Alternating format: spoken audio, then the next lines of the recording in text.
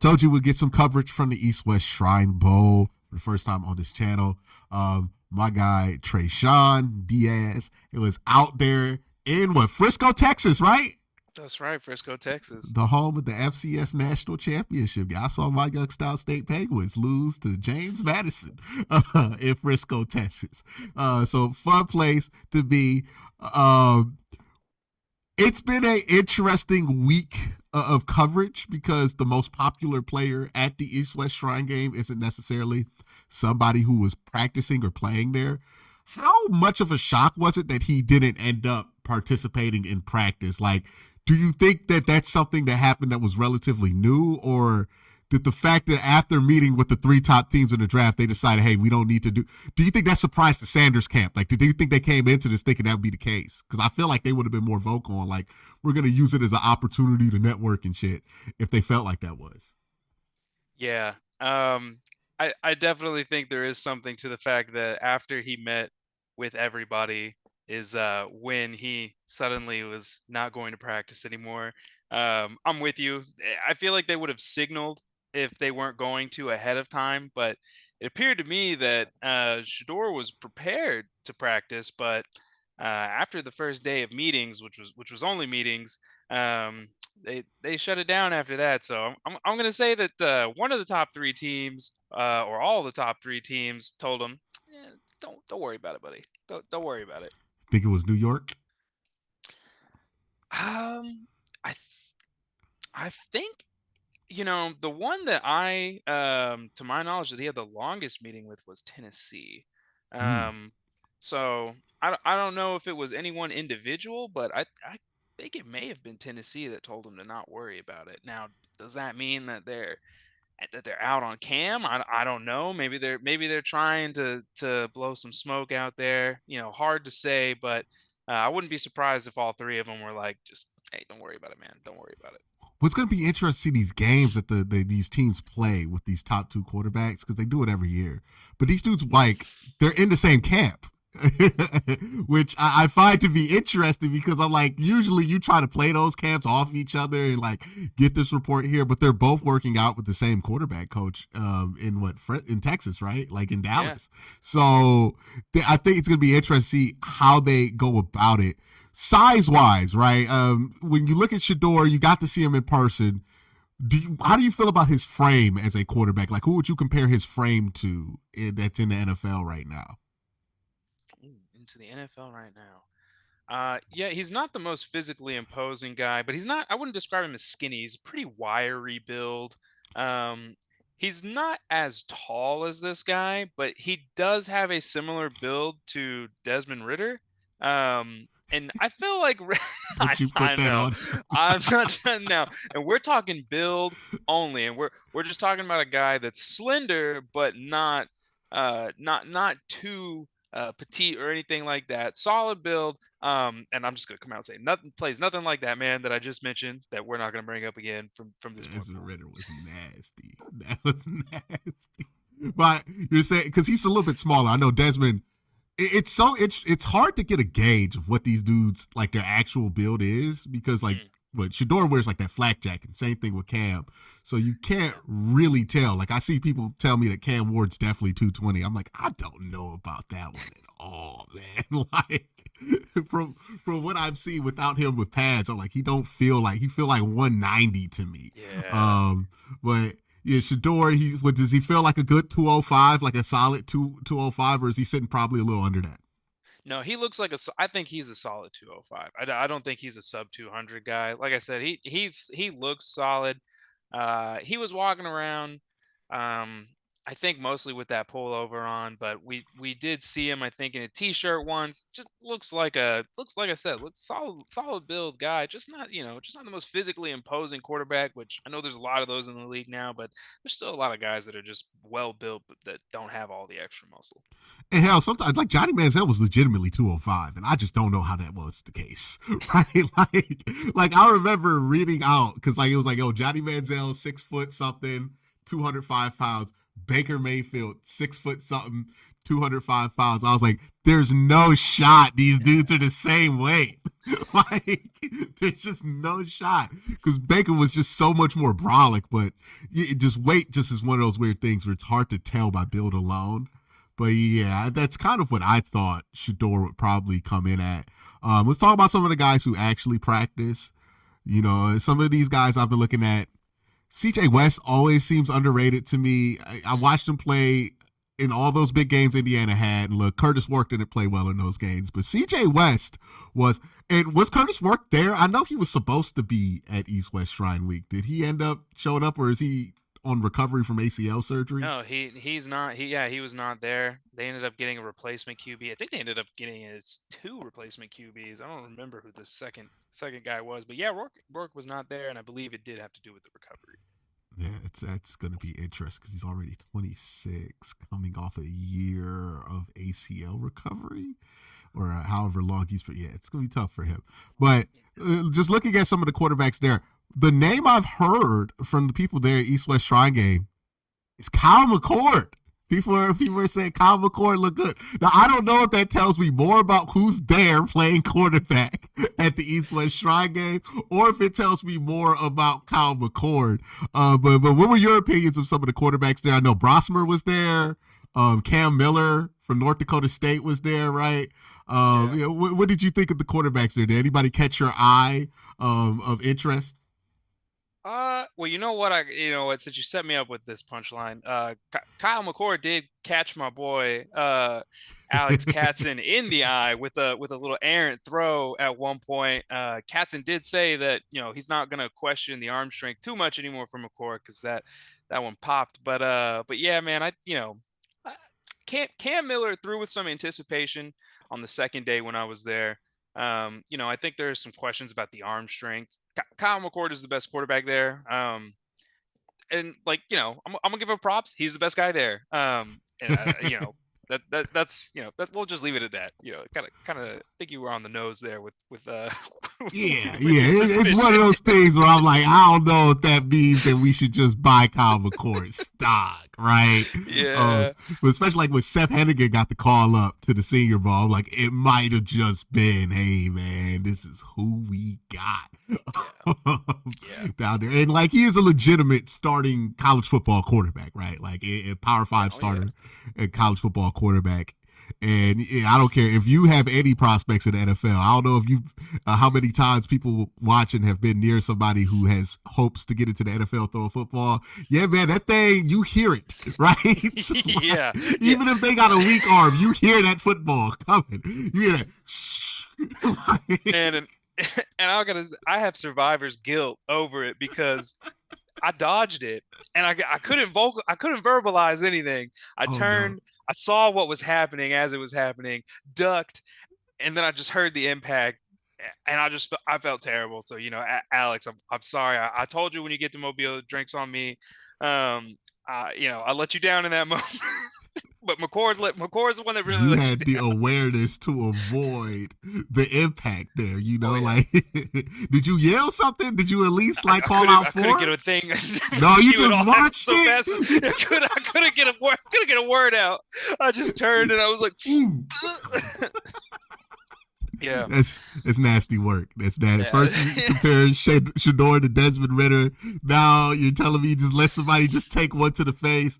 Let's talk about some of the standout players here. Who stood out to you at the East West Shrine Game where you're like, okay, this guy might be going higher than what people anticipated coming into the year? I know Jordan Phillips had some fans coming in, but outside of Shador, I think he's going to be the highest drafted player at the East West Shrine Bowl. He's been unblockable. He's really just kind of been dominating the competition through the first 2 days. The second day is really a good day to kind of get a judge because guys kind of learn a little bit of each other's tricks after day one. So you kind of see how are the O linemen able to adjust, how are the defensive linemen able to adjust. There's no adjusting to Jordan Phillips from what I saw. CJ West Jr., who you mentioned earlier, I'd say he's the second best interior defensive lineman that's been there. Super consistent. Just been really good. Similar play style to Phillips, honestly. Both of them are just wrecking balls. And then Zeke Biggers is somebody who it's kind of surprising when a 6'5", 300s, like 60 is what he was playing at. He's slimmed down to 320 right now, and I mean he looks like a machine. He just looks built in a lab. 35-inch arms. That man's going to get some looks. I think he's going to rise up the boards. I know that low day 3 was kind of his projection. I'm thinking high day 3 is probably what we're going to be looking at worst for him right All I now. know about Zeke Biggers is that I have seen two things of him this season that have made me go, yeah, that man's much better than people think. One, he withstood like a 40-minute goal line barrage from Georgia in that overtime crazy game where I'm like, he's still holding up on the line of scrimmage. It's crazy. And two, I saw that man be able to pressure Cam Ward. Like, at that giant size that he is, and I'm like, yeah, maybe people just don't watch Georgia Tech football, right? Like, it Yeah. might just be one of those things.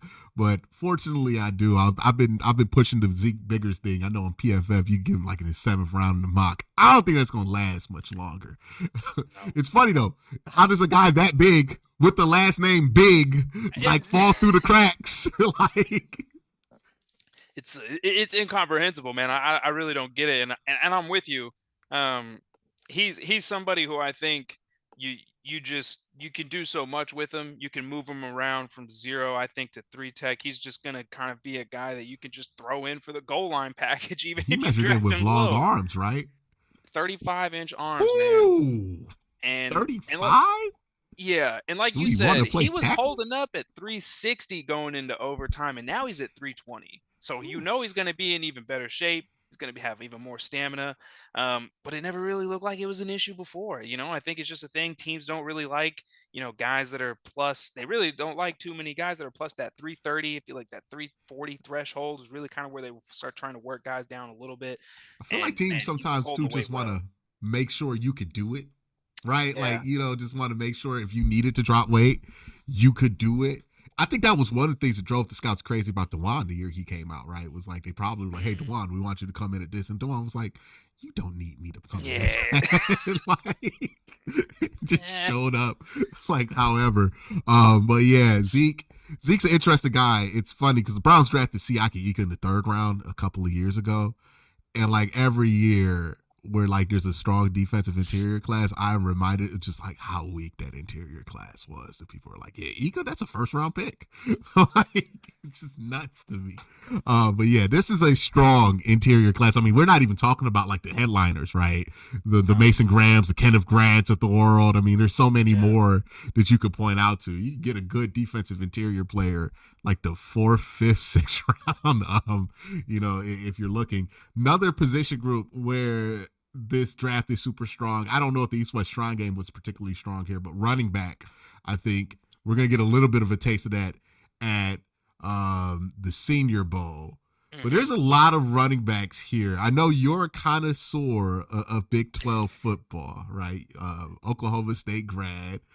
And Man, I it's think there's a rough. couple Big 12 guys who are kind of sliding under the radar. Yeah. Ollie Gordon, I know you're very familiar with Ollie Gordon. Bigger running back than you would think, right? I think that's what throws people off is that you hear about Ollie Gordon, you play the video game with him, and you're like, oh, okay, he's one of these scat back guys. And then you see him in real life, you're like, no, he's big. Like, Yeah. he's really strong. Another guy, DJ Gittens, I think is probably the most eye popping of these like late round running back prospects. Who of these Big 12 guys do you gravitate to? Devin Neal? I mean, like, there's so many guys in the Big 12 right now that I think are going to be solid running backs. Who are the guys that you gravitate to? Man, it is tough. Like obviously, give Ollie a plug. Like I think somebody's gonna get a steal at this point. It looks like he's probably going on. It looks like he could go as late as the 5th round, and it just it sounds crazy. But I think someone's gonna get a really good back out of him. At Shrine, and I can't remember their names off the top of my head right now, but Texas Tech's running back, I believe it was Taj. I can't remember Taj's last name.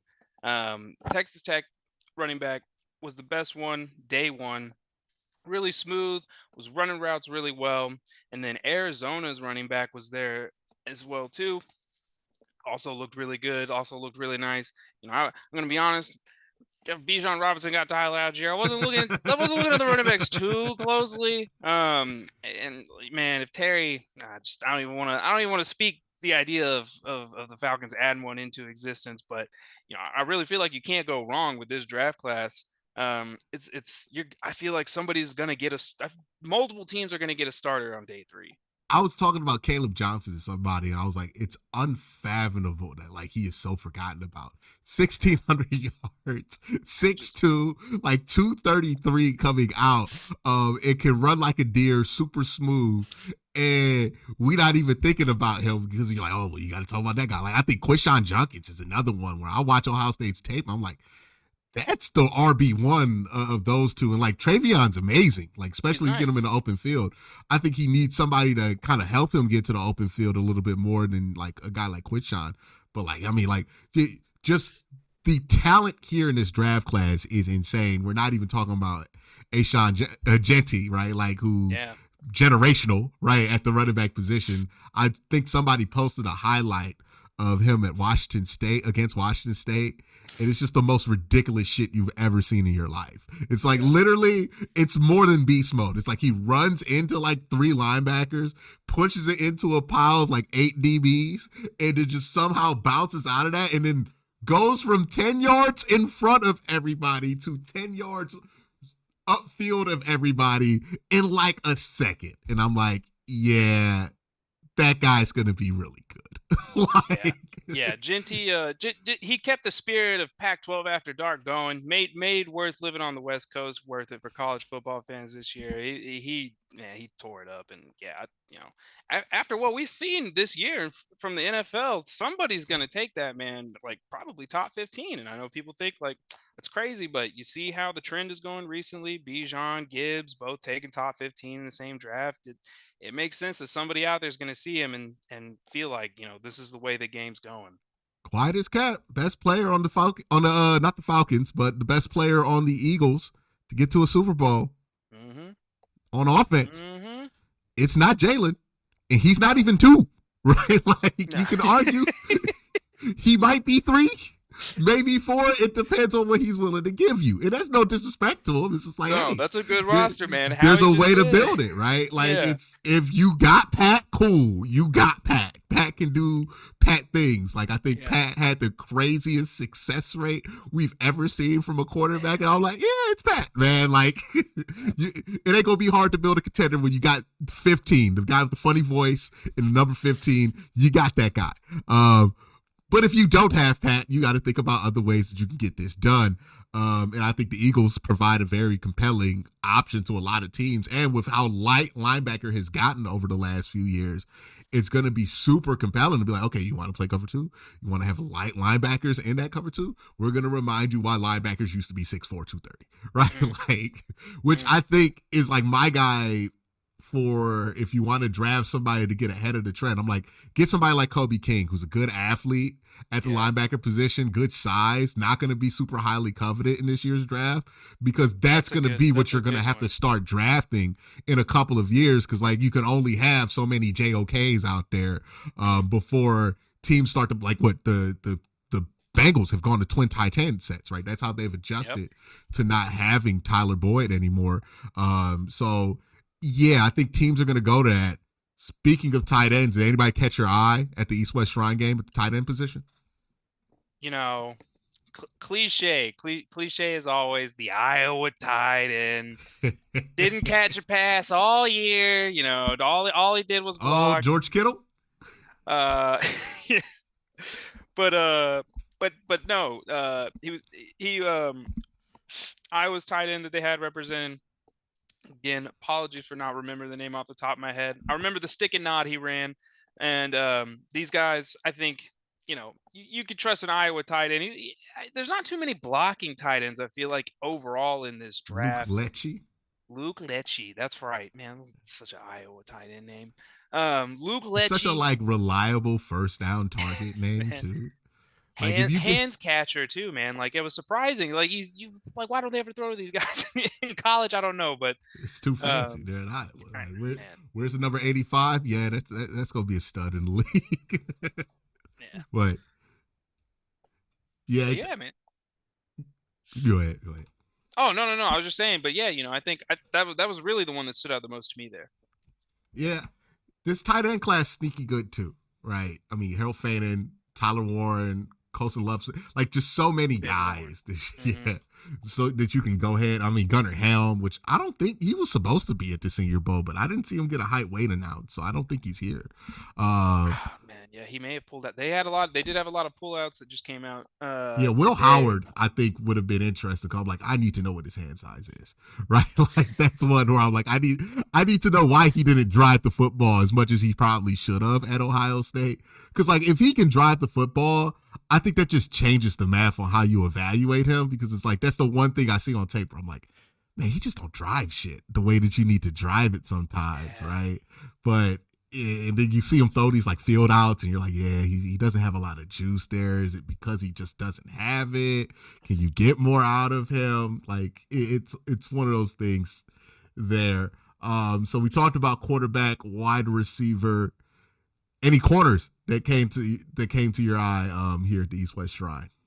Huzzy out of UNC looked nice in the slot. He's a little older guy, but outside of Kobe Bryant, who I'll get to Kobe in a Oh second. yeah, let's talk about Uh, Kobe. yeah, Huzzy was nice. Huzzy was the guy in the slot. He was making plays, but the guy is Kobe Bryant.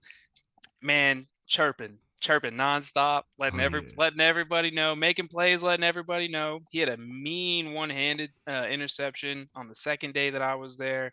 And I mean, day one, I think the clip's gone viral at this point, but he's literally just picking on guys, bullying everybody, and smooth. If you see the click and close, you see the ability to move in short areas. He's got the agility. He honestly, man, I do think he can play inside. I think he can play outside. He could do a lot. Now, I know that there were some concerns about the 171 weight. Solid build, man. This isn't an Emmanuel Forbes build. Brian's got a lower body. You feel good about his base. I think he's got, and like when it comes to corners and weight, base and lower body strength, I think is a little bit more important than upper body. I know a lot of people think about the hand fighting, press coverage, and stuff like that. Mm-hmm. To me, press is more about technique. You don't have to be the strongest guy. If your press coverage and your hand placement is good, you can still disrupt that route. But if you don't have the base to hit that press, then that's where you kind of lose it. And Kobe has the base. That is a interesting point because I think so many people get caught up because they think bicep strength and like shoulder strength is where you pull from. But like most things, like if you ever like, I remember this dude used to lift a ton of weights. Like everything's about your legs. Like basically, at the Yeah. end of the day, everything is about your legs if you want to actually be powerful. And if somebody has like a strong base, they're like, I think Abdul Karna was talking about this, where you look at him and up top, he's not like rocked out yet, right? Like he's just not there. He hasn't gotten that extra layer of thickness there, and people are worried about it. But then when you watch him on tape, I'm like, he doesn't get pushed off the track. No. So as long as that ain't the case, you're fine, right? Like if he gets pushed off the track, that's an issue, but he seems to be able to, once he gets his feet there, he's solid. I've seen him bull rush a 330 pounder. Like that's all about base and then understanding angles. And it seems like Kobe has a good understanding of like his base, understanding Hmm. angles, and he's going to gain weight too, right? In the NFL Yeah. program, and he has the kind of game that could withstand gaining weight, which is what makes like how Tez weighed in 156 at wide receiver with his game. I'm like, I don't know if you can add Yeah. 40 pounds to that, right? That's Like, tough. yeah, especially like since because with Taz, it's like he's a really explosive athlete, but he's not really like a super polished route runner, right? Like Yeah. he's not going to win with technique enough like Smitty, right? Smitty, Hmm. he could be whatever he is. He could win outside, inside, do whatever he needs to. With Tez, it's like, nah, man, you have to catch that thing and run, dog. Like, Yeah. and, Yeah. and 156, that is just a day. I mean, I don't even know if you're allowed to play in the NFL if you under 160. Yeah, man, it's gonna be tough for Tez. And he was somebody that I had a little bit of interest in, but another guy who I think can fulfill the role that maybe some thought Tez could do is Lejante Wester out Mm. of Colorado. He really stuck out to me. I was able to interview him. Guy's a dog, man. So I didn't realize this, but he was a no-star recruit when he came out to FAU. He played quarterback, he played wide receiver, he played everything on his high school football team. Four-star prospect when he hit the transfer portal and then went over to Colorado. And I mean, you just talk to the kid, he loves ball, he loves competing, and he wants to show everybody he's the best. And through the first 2 days, I feel like, out of a lot of the slot options there, he's somebody who can show you something. And similar to Tez, like you're saying, he's not necessarily the most technical route runner, right? Like when we were there, he did, he ran a dig route, and it was a little like, not even rounded, but he took multiple cuts to kind of get to that spot that he needed to get to. But is he the kind of guy that you're going to ask to run a 10-yard dig in the league? No, I don't think so. You run him on that drag route, you just let him get vertical, let him operate in space. And he showed me that he had enough speed and explosiveness, I think, to make it work at the next level. And then he has the resume of a returner. He split return duties at Colorado with Jimmy Horn Jr. But when he was at FAU, he was the primary returner, averaging about 20 yards on his returns. I like what he offers, and he's a guy that I think could be a really, really good find on mid to late day three. I think a team would be happy to have him because this guy wants to just play football. Yeah, yeah, he's one of those players on like at the very least, if you draft him late day 3, you're like, okay, he's gonna make camp pretty fun, right? Because the offensive coordinator gets installed these goofy ass screens, throw to.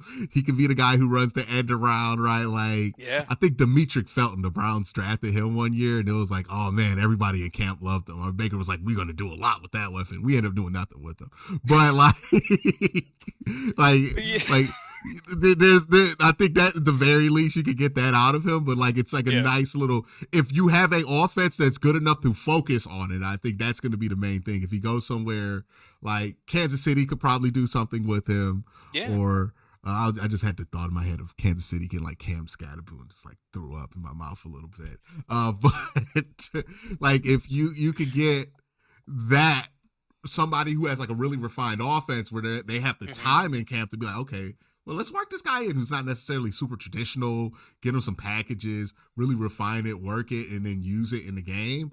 I think that's probably where he lands best. So you probably want a team that's had the same offense for probably like 3-4 years, and probably be Yeah. something interesting to look there. Because like if you go to a team that's like installing something new, he gonna get lost in the shuffle because Yeah. you're looking for the big pieces, right? When you're installing something new, you need a one, an X, all these things. But when you're trying to just add these things around the edges, I think that's going to be what's most important. It's like figuring out these little small pieces here. So the East West Shrine game, what's your overall take of it? And as we enter into Mobile, this video will be released as practice is starting down there at the Senior Bowl. What are you most looking forward to from your trip down to Mobile? Yeah, so for the East West overall, what I would say is don't sleep on the East West roster. I know traditionally this is always kind of seen, as one of as the lesser of the two events. I think Senior Bowl has overall, they've got the better roster, but there is day 2, day 3 talent at the Shrine Bowl this year. There are legit guys. There are some diamonds in the rough that teams are going to find. Teams are going to be able to find roles for. You're going to have real contributors on special teams. Not the flashy stuff that fans want to hear, but the kind of moves that make your GM look really smart. When Mm, you like to brag, like it's nice to be able to brag about, oh yeah, they found this guy day 3. We didn't have to waste any picks. We didn't have to trade up. We didn't have to do any of this. It was just good scouting, good GM. And so, if there's going to be some GMs that are going to really show what they've got, especially just kind of being able to look at this East West Shrine roster and the practices through this week. And for the Senior Bowl, man, honestly, I'm just I'm excited to see these edges. oh my God, Atlanta brother, needs an I'm about edge to more be than anything. seated at the goal line. I'm like, when y'all doing the drills? Yeah, Y'all know man. what I came here for. Yeah, one on I ones are going to be different this Oh year. my God, dog. Yeah, like when they got Shamar Stewart, like, oh my, Hmm. who just Hmm. measured in at 7 feet of wingspan. Like, yeah, yeah, Yeah. we about to see who about to. I need him and Josh Conley be on the same team, right? Hmm. Like, I need to Hmm. see that go half of that practice 3 days and see who comes out on top. But yeah, Mbao, Membu, ooh, it's gonna be good. It's gonna be good. Yeah. Lot of 34s touching 34s Hmm. at the Senior Hmm. Bowl. It's gonna be really exciting to see. I'm gonna be part. You're gonna be right there with me at the end zone. Yeah. Yeah. We're gonna be locked in. But yeah, I think what the East West Shrine game is really good for is also like, hey, some of these guys might hit waivers, right? Hmm. 1 or 2 years into their career, it's important to keep tabs. Like, oh yeah, I like that guy. I think he could Yeah. work here, right? Yeah. Some undrafted. Like this is a class that's strong in like specific groups, which Yeah. means, hey man, somebody's gonna get a starter at UDFA at running back Mm. and probably at defensive tackle, Yeah, right? Like, I'm with you, man. The DT, I think there's gonna be a fight for some of these guys once the UDFA, like once that window opens. I think teams are gonna get pretty aggressive because I'm with you. There are DTs and there are running backs in this class that will start and not get drafted. yeah, there's gonna be a Pacheco or something like that in this year's class. Hmm. It's just because I'm looking at the class, I'm like, yeah, man, Donovan Edwards is not good, but like he would get drafted most years. I'm pretty sure he might go undrafted, like, and it might not even be close that he comes Yeah. to getting drafted. So yeah, it's just that kind of year. Also, bad year to be a veteran running back out of the contract. Whoo, bad year, brother. Yeah. Like awful year, awful year to be a veteran running back. That like I was looking at my guy. Was it Deontay? Who the Browns just signed him? Let me look his name up. I can't believe I'm blanking on it. Yeah, I think Cordell Patterson's maybe gonna have to call it. Yeah, Uh, Deontay Foreman, number 27 for the Browns. oh Oh man. yeah, had a bad year. I'm like, yeah, that's it, brother, because you went Yeah, 29, and they got like 30 or some of them dudes coming in, and man. like let me tell you, Kyle guy, pretty good, probably a 6th round pick. like, like was in the Heisman talks early in the season, probably a 6th round pick. Like DJ Giddens, probably a second, 3rd round pick in a lot of drafts. Yeah. Might Well, get him this day year 3. is gonna be Like, great. It's an Ollie embarrassment of Gordon riches, man. lost in the shuffle here, right? Like Caleb, the fact that a dude like Caleb Johnson could go in the 2nd round is nuts to me. Yeah. Like, Yeah. like it's nuts. Travion Henderson about to run a 4.24 and still end up going maybe late second. I think that's a fair grade. I mean, Yeah. yeah, because teams can only take so many running backs, You know right? what I I'm saying? mean, Like, and like last year's class wasn't terrible. Well, no, last year's no, class was terrible. Last year's class was pretty bad. 2 years ago, right? Yeah, 2 years ago was pretty solid though, right? Yeah. Last year's class, I remember being a Senior Bowl, being like, all right, don't need to watch any of that going on there. It was like Luke McCann. No, Luke was playing wide receiver, but it was like I think the guy like was Laub, Dylan Laub out of New Hampshire. I'm like, yeah, man, this ain't a great running back class. But yeah, this year, I mean, Devin Neal, we ain't even talk about him. Like No. Oh man. Yeah. There's the amount too of many to get to. 1,200-yard plus rushers in this draft class will boggle your mind. like when you see it, like, oh yeah, 3,000 yards in college, 40 touchdowns, 6th round pick. What is going on Yeah.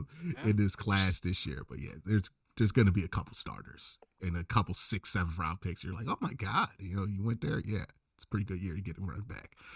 But it's going to be interesting. Look forward to seeing you and look forward to being at Mobile for Yeah. these practices. Always love to see the O-line, D-line drills. It's always what brings me there. It's going to be a great year for it, too. It's going to be a great year. So hopefully we get to see all that. Rain stays away. But thank you for giving me the feel on the East-West Shrine game. Anything else you want to say before we head out here, man? No, no, man. I'm with you. I'm excited to see the East West. I'm so sorry. I'm excited to see the Shrine Bowl. Ready for those one-on-ones. I'll give a little plug to the Falcoholic where I do some writing at. But other than that, man, I'm just excited to get this week going. Excited to get through these prospects and hopefully walking away with an idea of what both of our teams need and hopefully the GMs feel the same way. Yeah, if you're wondering why it was that he was like, I wasn't really paying attention to running back. Yeah, my man writes for the Falcons. He's Yeah, not sorry. worried about running back. At all. Like, he's like, hey, I'm good on that. Like he looking at me like, hey, we might have to draft a quarterback. Like, damn, man, it's tough. Yeah. Jalen Man. Milroe, 8.25 heads. Oh yeah, well, they got nothing to do with me. Yeah, Like, it's that rough. is It's so rough here. unfortunate for him, man. I was like, because you could talk yourself into it if he just had 9.5s, right? Like you could talk yourself Honestly, into it. But now I'm like, ooh, that's gonna hurt him. That's gonna hurt him.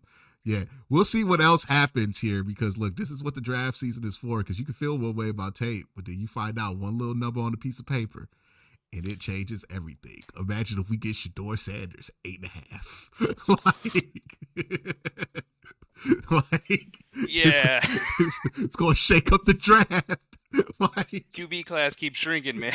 like, oh no, what's going on? He didn't even have gloves on, dog. Like, it's gonna be interesting. But definitely stay locked in. Giving you 3 days of Senior Bowl coverage on my channel, and then Trey's gonna have it locked down from a Falcons point of view. Or if you just want to know what's going on in the NFC South, I know a lot of y'all be out there sipping on that Baker Mayfield. Go ahead, see what's going on. Appreciate you coming on here for a long talk. I think we talked a little bit about the East West Shrine Bowl. Yeah, we got some good notes in. We talked about that. Kirk Cousins got a lot in. Trey, let them know where to find you, man. Yeah, y'all can find me on Twitter at Trey3Sean, TRE3SHON. I've also got a website up right now, TreySean.io. And you can find me over at Blue Sky at just TreySean.io as well, because Blue Sky lets you make your handle be your own internet domain. Did not realize that until after I made my website. So there you That's go. pretty cool. Some notes. Yeah. Yeah, I think Corey did that with Daft on Draft. He gets a free plug today, right? That's right. That's right. I might have to figure something out for myself to be able to make that happen. But yeah, man, make sure you check out his stuff. He's doing great work as always. Appreciate you being on, Trey. Peace.